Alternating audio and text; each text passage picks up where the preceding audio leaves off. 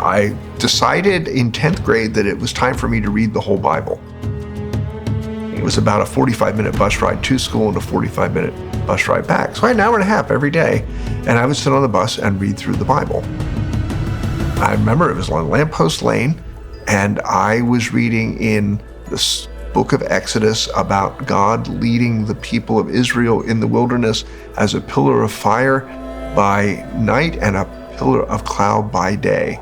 And something in my head said, I need to take this seriously. And I made a decision at that point that I was going to.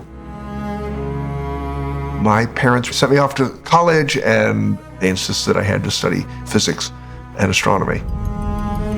And I met my wife in calculus class the first day of classes, and so I fell in love with her, and we got engaged sophomore year. We were up in her apartment having a Sunday brunch, and we were talking about church and everything. I said, when I was in high school, I thought about being a minister.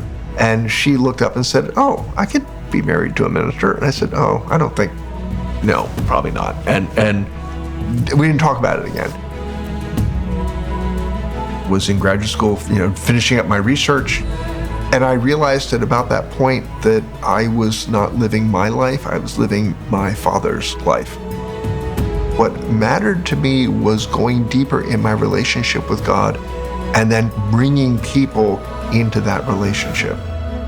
I basically bet my life and that of my family on the fact that this is what matters.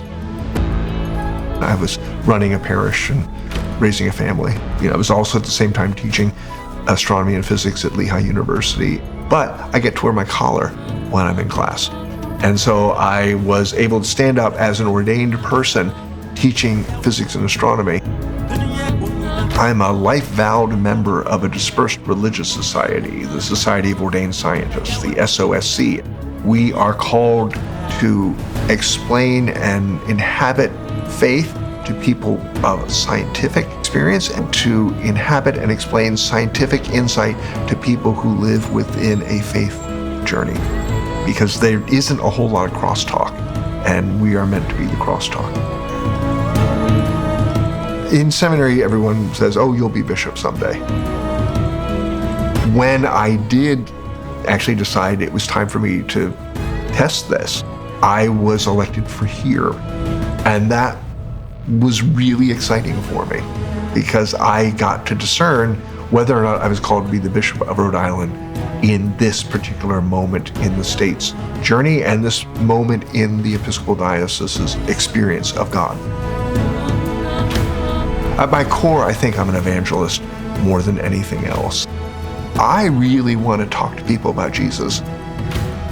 I want them to sort of see the beauty and the wonder and awe of that relationship. Sort of as a teacher, I was the same way. I want people to see the beauty and the wonder and the awe of the way the various parts of reality fit together. I want to share that.